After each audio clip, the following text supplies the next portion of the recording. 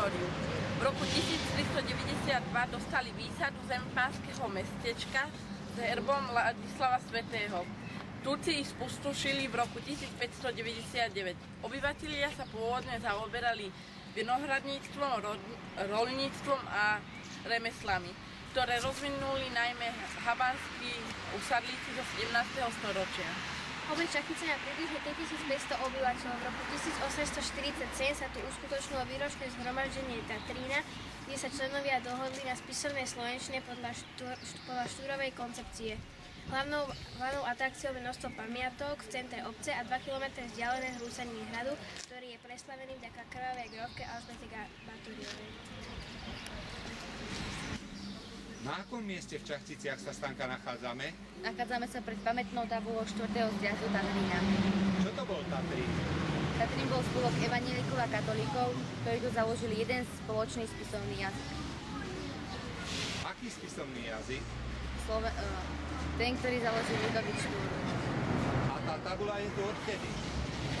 Od roku 1847.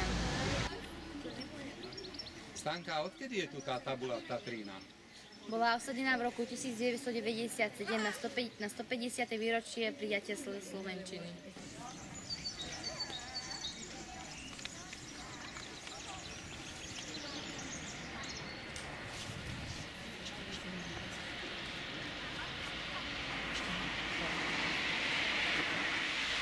Na námestí z roku 1742 stojí vzácna baroková pamiatka Mariánsky barokový stĺp. V polovici 18. storočia obyvatelia Čachtíc trpeli rôznymi nájazdmi vojakov, bývalých vojakov, epidémiami a rôznymi živelnými pohromami, ktoré v čase hlinených domčekov predstavovali dva hrozné živly, voda a oheň. V priebehu 9 rokov bolo 30 ničivých požiarov. Bolo zrejmé, že požiare okolo roku 1738 niekto zakladal úmyselne. 2 kilometre od tejto dedinky je vzdialený veľmi známy Čachtický hrad, Zábery, ktorý je preslavený vďaka oblasti o krvavej grófke Alžbety Baturiovej.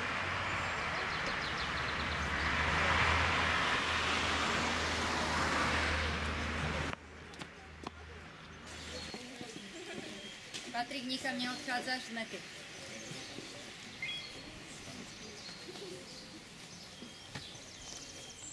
Toto je rímskokatolícky kostol, ktorý dal v roku 1390 postaviť Ctibor I.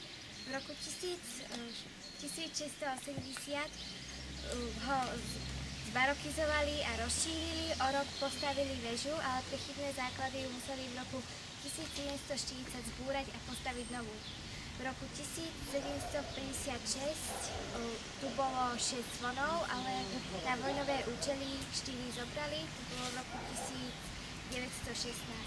V súčasnosti sú tu 4 zvony. Pod vežou je hrobka viac ako s 50 rakvami významnejších mešťanov. Kostol stojí v kamennej pevnosti so strelňami, ktorá dobre poslúžila na obranu proti útočníkom. Do pevnosti vedú 3 vchody. Hrubé schody sú datované Ras Mates 1496. Medzihorská brána bola renovovaná 1594. Zaujímavý je kamenný oblúkový most s pánskými schodmi a portálom z roku 1697, ktorý sme sem vošli. Za mnou sa nachádza Draškovičovský kaštiel. Je to renesančný kaštiel z konca 17. storočia, ktorý dal postaviť v roku 1668 chorvátsky bán Mikuláš Draškovič. Začiatkom 18. storočia k nemu pristavili 2 krídla, jedno na severovýchode a druhé na juhozápade. Na poschodí je expozícia Trenčianskeho múzea a z tejto strany východnej je izba, ktorá je venovaná Tatrínu, spolku, ktorý vlastne prijal Štúrov spisovný jazyk spolu katolíci a evanielici v roku 1847 na 4. zjazde tu v Čachticiach. Dolu sme videli pamätnú tabulu, ktorá bola osadená pri príležitosti 150. výročia.